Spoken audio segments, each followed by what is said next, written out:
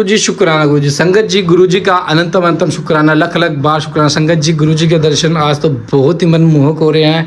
संगत जी, आज इस स्वरूप में भी गुरु जी के दर्शन हो रहे हैं। आप ध्यान दोगे, देखोगे तो आपको दर्शन जरूर मिलेंगे। गुरु जी कहते हैं शिव पुराण का पाठ आपके जन्मों जन्मांतर के पितर दोष, क्लेश, नेगेटिविटी, पाप, हर किसी भी तरह का कोई भी पाप अगर शिव पुराण सुन लेना तो आपका पाप नष्ट हो जाएगा।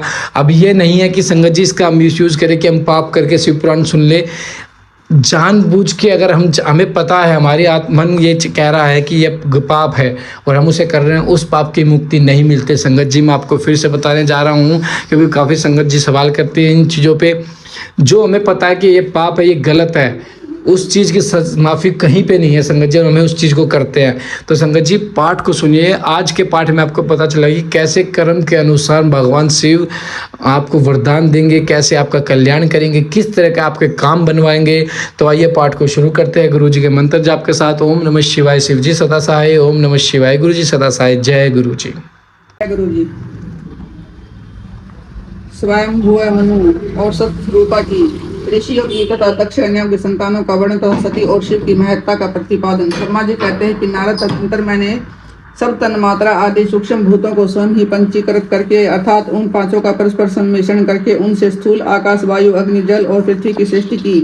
पर्वतों, समुद्रों और वृक्षों आदि को उत्पन्न किया। कला से लेकर युग पर्यंत जो काल विभाग हैं उनकी रचना की। उन्होंने उत्पत्ति और विनाश वाले और भी बहुत से पदार्थों का मैंने निर्माण किया, परंतु इससे मुझे संतोष नहीं हुआ। तब सांब शिव का ध्यान करके मैंने साधन परायण पुरुषों की सृष्टि की। अपने दोनों नेत्रों से मरीचि को, हृदय से भृगु को, सिर से अंगीरा को और वयान वायु से मुनि श्रेष्ठ पुलह को, उदान वायु से पुलस्त्य को, समान वायु से वशिष्ठ को, अपान से कृतु को, दोनों कानों से अत्रि को, प्राणों से दक्ष को और गोद से तुमको, छाया से करदम मुनि को तथा संकल्प से समस्त साधनों के साधन धर्म को उत्पन्न किया। मुनि श्रेष्ठ, इस तरह इन उत्तम साधकों की सृष्टि करके महादेव जी की कृपा से मैंने अपने आप को कृतार्थ माना। तत्पश्चात संकल्प से उत्पन्न हुए धर्म मेरी आज्ञा से मानव रूप धारण करके साधकों की प्रेरणा से साधन में लग गए। इसके बाद मैंने अपने विभिन्न अंगों से देवता, असुर आदि के रूप में असंख्य पुत्रों की सृष्टि करके उन्हें भिन्न भिन्न शरीर प्रदान किए। मुने तदंतर अंतर्यामी भगवान शिव की प्रेरणा से अपने शरीर को दो भागों में विभक्त करके मैं दो रूप वाला हो गया। नारद आधे शरीर से मैं स्त्री हो गया और आधे से पुरुष।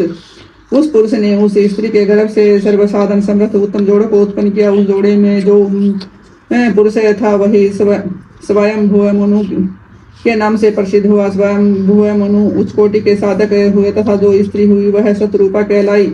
वह योगिनी एवं तपस्विनी हुई। तात मुनि वैवाहिक विधि से अत्यंत सुंदरी सतरूपा का पाणी ग्रहण किया और उससे वे मैथुन जनित सृष्टि उत्पन्न करने लगे। उन्होंने सतरूपा से प्रियव्रत और उतानपाद नामक दो पुत्र और 3 कन्याएं उत्पन्न की। कन्याओं के नाम थे आकृति, देवहूति और प्रसूति। मुनि ने आकृति का विवाह प्रजापति रुचि के साथ किया। मंजली पुत्री देवहूति करदम को ब्याह दी और उतानपाद की सबसे छोटी बहन प्रसूति प्रजापति दक्ष को दे दी। उनकी संतान परंपराओं से समस्त चराचर जगत व्याप्त है। रुचि से आकृति के गर्भ से यज्ञ और दक्षिणा नामक स्त्री पुरुष का जोड़ा उत्पन्न हुआ। यज्ञ के दक्षिणा से 12 पुत्र हुए। मुने करदम द्वारा देवहूति के गर्भ से बहुत ऐसी पुत्रियां उत्पन्न हुई। दक्ष के प्रसूति से 24 कन्याएं हुई। उनसे श्रद्धा आदि 13 कन्याओं का विवाह दक्ष ने धर्म के साथ कर दिया। मुनीश्वर धर्म की उन पत्नियों के नाम सुनो: श्रद्धा, लक्ष्मी, धूर्ति, तुष्टि, पुष्टि, मेघा, क्रिया, बुद्धि, लज्जा, वसु, शांति, सिद्धि और कीर्ति। ये सब 13 हैं। इनसे छोटी जो शेष 11 सुलोचना कन्याएं थी उनके नाम इस प्रकार हैं: ख्याति, सती, संभूति, समृद्धि, भक्ति, यक्षमा, संकृति, अनसुया, ऊर्जा, सभा, शब्दा, भृगु, शिव, मरीचि, अंगिरा, मुनि, पुलस्त्य, पुलह, मुनि श्रेष्ठ, कर्तु, अत्रि, वशिष्ठ, अग्नि और पितरों ने कर्म से उन ख्याति आदि कन्याओं का पानी ग्रहण किया। भृगु आदि मुनि श्रेष्ठ साधक है। उनकी संतानों से चराचर प्राणियों सहित सारी त्रिलोकी भरी हुई है। इस प्रकार अंबिकापति महादेव जी की आज्ञा से अपने पूर्व कर्मों के अनुसार बहुत से प्राणी असंख्य श्रेष्ठ द्विज के रूप में उत्पन्न है। कल्प भेद से दक्ष के 60 कन्याएं बताई गई हैं। उनमें से 10 कन्याओं का विवाह उनके धर्म के साथ किया। 27 कन्याएं चंद्रमा को व्याधि और विधि पूर्वक 13 कन्याओं के साथ दक्ष ने कश्यप के हाथ में दे दिया। नारद उन्होंने 4 कन्याएं श्रेष्ठ रूप वाले तार्क्ष को व्याधि तथा भृगु, अंगिरा और कासव कृषा सब को 2-2 कन्याएं अर्पित की। उन स्त्रियों से उनके पतियों द्वारा बहुत संख्यक चराचर प्राणियों की उत्पत्ति हुई। मुनि श्रेष्ठ दक्ष ने महात्मा कश्यप को जिन 13 कन्याओं का विधि पूर्वक दान दिया था उनकी संतानों से सारी त्रिलोकी की व्याप्त है। स्थावर और जगम कोई भी सृष्टि ऐसी नहीं है जो कश्यप की संतानों से शून्य हो। देवता, ऋषि, दैत्य, वृक्ष, पक्षी, पर्वत तथा तृणलता आदि सभी कश्यप पत्नियों से पैदा हुए हैं। इस प्रकार दक्ष कन्याओं की संतानों से सारा चराचर जगत व्याप्त है। पाताल से लेकर सत्यलोक पर्यंत समस्त ब्रह्मांड निश्चय ही उनकी संतानों से सदा भरा रहता है, कभी खाली नहीं होता। इस तरह भगवान शंकर की आज्ञा से ब्रह्मा जी ने भली भांति सृष्टि की। पूर्व काल में सर्वव्यापी शंभु जी ने तपस्या के लिए प्रकट किया था। रुद्र देव ने त्रिशूल के अग्रभाग पर रखकर जिनकी सदा रक्षा की है, वे ही सती देवी लोकहित का कार्य संपादित करने के लिए दक्ष से प्रकट हुई थी। उन्होंने भक्तों के उद्धार के लिए अनेक लीलाएं की। इस प्रकार देवी शिवा ही सती होकर भगवान शंकर से ब्याही गई, किंतु पिता के यज्ञ में पति का अपमान देखो उन्होंने अपने शरीर को त्याग दिया और फिर उसे ग्रहण नहीं किया। वे अपने परम पद को प्राप्त हो गई। फिर देवताओं की प्रार्थना से वे ही शिवा पार्वती रूप में प्रकट हुई और बड़ी भारी तपस्या करके पुनः भगवान शिव को उन्होंने प्राप्त कर लिया। मुनीश्वर इस जगत में उनके अनेक नाम प्रसिद्ध हुए। उन्हें कलिका, चंडिका, भद्रा, चामुंडा, विजया, जया, जयंती, भद्रकाली, दुर्गा, भगवती, कामाख्या, कामदा, अंबानी, मृडानी, सर्वमंगला आदि अनेक नाम हैं जो भोग और मोक्ष देने वाले हैं। ये सभी नाम उनके गुण और कर्मों के अनुसार हैं। मुनि श्रेष्ठ नाथ, इस प्रकार मैंने सृष्टि कर्म का तुमसे वर्णन किया है। ब्रह्मांड का यह सारा भाग भगवान शिव की आज्ञा से मेरे द्वारा रचा गया है। भगवान शिव को परब्रह्म परमात्मा कहा गया है। मैं विष्णु तथा रुद्र ये तीन देवता गुण भेद से उन्हीं के रूप बतलाए गए हैं। वे मनोरम शिवलोक में शिवा के साथ सत्संग विहार करते हैं। भगवान शिव स्वतंत्र परमात्मा है, निर्गुण और सगुण भी वे ही हैं।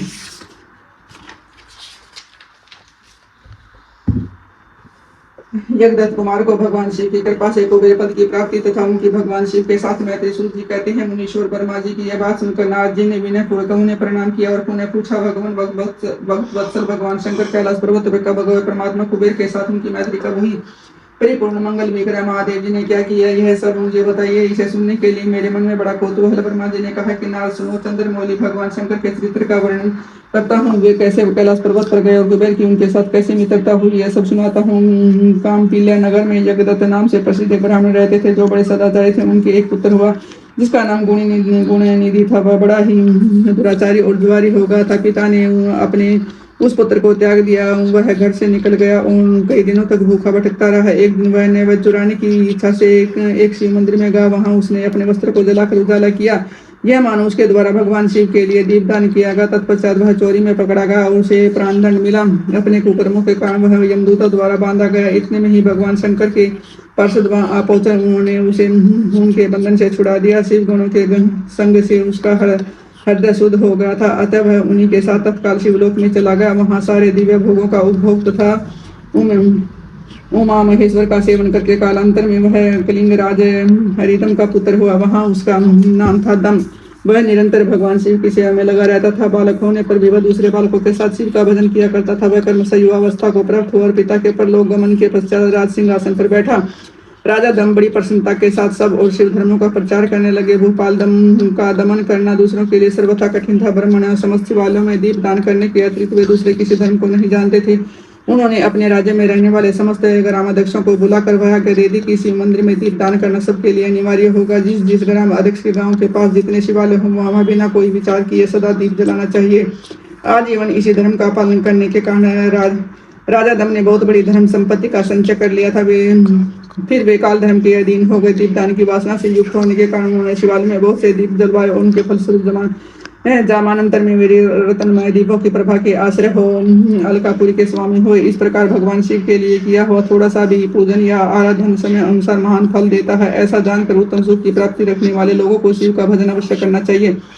वह दक्षित का पुत्र है जो सदा एक सब प्रकार से अधर्मों में ही रचा रहता है। देव योग से शिवालय में धन चुराने के लिए गया और उसने सर्वार्थवश अपने कपड़े को दीपक की बत्ती बनाकर उसके प्रकाश से शिवलिंग के ऊपर का अंधेरा दूर कर दिया। इस सत्कर्म के फलस्वरूप वह कलिंग देश का राजा हुआ और धर्म में उसका अनुराग होगा। फिर दीप की वासना का उदय होने से शिवालयों में दीप जलवाकर उसने यह दिक्पाल का पद पालियम मुनीश्वर देखो तो सही कहाँ उसका वह कर्म और कहाँ इसके दिक्पाल की पदवी जिसका यह मानव धर्म प्राणी इस समय यहाँ उपभोग कर रहा है ताती है। तो उसके ऊपर शिव के संतुष्ट होने की बात बताई गई।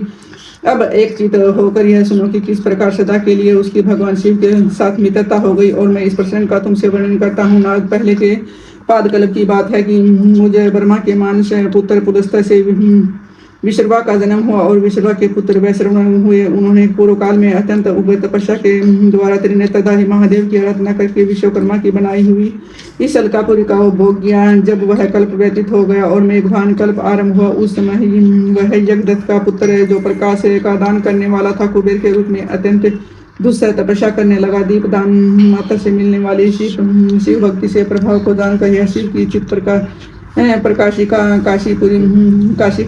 काशिकापुरी में गया और अपने जित रूपी रतन में प्रदीपों से 11 रुद्रों को उद्बोधित करके अनन्य भक्ति एवं स्नेह से संपन्न हो तन्मयता पूर्वक शिव के ध्यान में मगन हो निश्चल भाव से बैठ गया। और शिव की एकता का महान पात्र है। तप रूपी अग्नि से बड़ा हुआ काम, क्रोधादि महाविघ्न रूपी पतंगों के आघात से शून्य है। प्राण निरोध रूपी वायु शून्य स्थान में भाव से प्रकाशित है। निर्मल दृष्टि के कारण स्वरूप से भी निर्मल है तथा सद्भाव रूपी पुष्पों से जिसकी पूजा की गई है। ऐसे शिवलिंग की प्रतिष्ठा करके वह तब तक तपस्या में लगा रहा जब तक उसके शरीर में केवल अस्थि और चर्म मात्र ही अवशिष्ट नहीं रह गए। इस प्रकार उसने 10,000 वर्षों तक तपस्या की। तदंतर विशालाक्षी पार्वती देवी के साथ भगवान विश्वनाथ कुबेर के पास आए। उन्होंने प्रसन्नचित्त से अलकापति की ओर देखा। वे शिवलिंग में मन को एकाग्र करके ठूठे काठ की भांति स्थिर भाव से बैठे थे। भगवान शिव ने उनसे कहा कि अलकापति में वर देने के लिए उदत में तुम अपना मनोरथ बताओ। यह वाणी सुनकर तपस्या के धनी कुबेर ने जो ही आंखें खोलकर देखा, तो ही उमावल्लभ भगवान श्रीकंठ सामने खड़े दिखाई दिए। वे उदयकाल के सहस्त्रों सूर्यों से भी अधिक तेजस्वी थे और उनके मस्तक पर चंद्रमा अपने जाल में बिखेर रहे थे। भगवान शंकर के तेज से उनकी आंखें सौंधिया गई, उनका तेज प्रतिहत हो गया और वे नेत्र बंद करके मनोरथ से भी परे विराजमान देव देवेश्वर शिव से बोले, नाथ है, मेरे नेत्रों को एक दृष्टि शक्ति दीजिए जिससे आपके चरणारविंदों का दर्शन हो सके।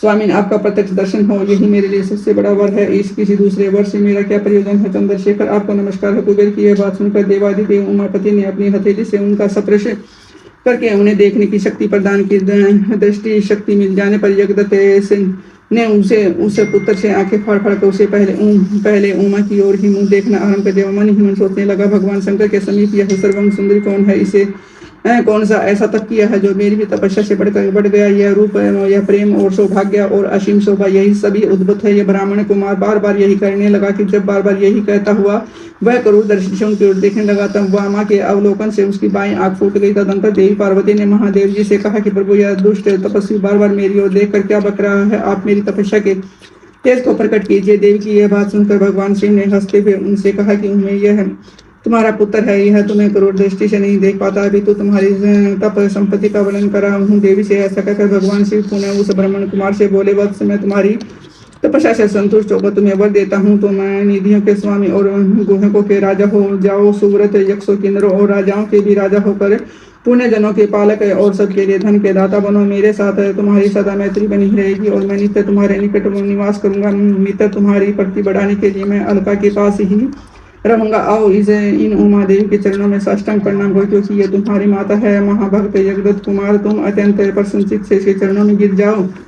ब्रह्मा जी कहते हैं कि नारद इस प्रकार वर देकर भगवान शिव ने पार्वती देवी से फिर कहा कि देवेश्वर, इस पर कृपा करो, तपस्वी यह तुम्हारा पुत्र है। भगवान शंकर का यह कथन सुनकर जगदम्बा पार्वती ने प्रसन्नचित्त हो यज्ञदत्त कुमार से कहा कि वत्स, भगवान शिव में तुम्हारी सदा निर्मल भक्ति बनी रहे। तुम्हारी बाई आंख तो फूट ही गई है, इसलिए एक ही पिंगल नेत्र से युक्त रह। महादेव जी ने जो वर दिए हैं वे सब उसी रूप में तुम्हें सुलभ हो। बेटा, मेरे रूप के प्रति ईर्ष्या करने के कारण तुम कुबेर नाम से प्रसिद्ध हो जाओगे।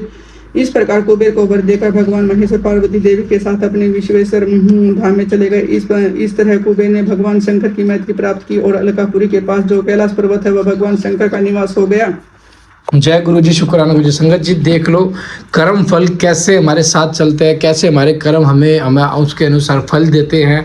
कैसे कुबेर का पद प्राप्त हुआ, वो तो चोरी करने गया था। संगत जी देखो, मन की लालसा देखो, चोरी करने गया, लेकिन उसके मन में क्या था, कहीं पे भी अंधकार ना हो। शिवलिंग में अंधकार था तो उसने अपने कपड़ा फाड़ कर, मतलब अपने तन से कपड़े को निकालकर उस कपड़े से अग्नि प्रज्वलित करी, जिससे उजाला हुआ।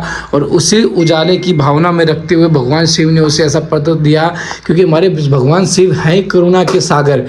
वो पता नहीं प्रसन्न होकर भगवान शिव किसको क्या वर दे दे। तो इसलिए मैं कहता हूँ, शिव पुराण सुनते रहिए। क्या पता एकदम से आपकी बारी आ जाए और वो आपको वो सब मिल जाए जिसके आप हकदार हो। संगत जी देखो, तपस्या, भगवान की नियति, भगवान का सिमरन तो करना ही पड़ेगा, क्योंकि गुरुजी खुद भगवान की सिमरन करते थे, खुद भगवान में ध्यान लगाते थे। स्वयं परमात्मा होने के बाद भी जैसे गुरु जी के बारे में हमें सबको दिव्य आभा हमारे चैनल पे।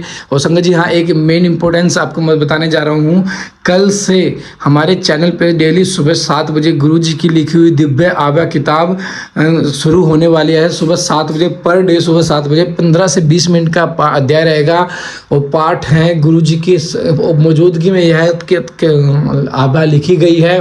एक एक शब्द गुरु जी ने अपने मुख से बोल के इसको ब्लेस किया है, एक एक शब्द में गुरु जी की ब्लेसिंग है। तो संगत जी से जरूर सुनिए, शिव पुराण को भी जरूर सुनिए, क्योंकि हर चीज़ गुरु जी की ब्लेसिंग की है। गुरु जी की दिव्य आभा आज तक कभी नहीं सुनी होगी अपने। हम आपके सामने ये चीज़ लेके आ रहे हैं। एक आंटी जी ने सेवा करी है, बहुत प्यारी सेवा है, तो आंटी जी की सेवा जरूर कबूल कीजिए और दिव्य आभा को सुनिए और अपना कल्याण करवाइए। जय गुरु जी, शुक्राना गुरु जी।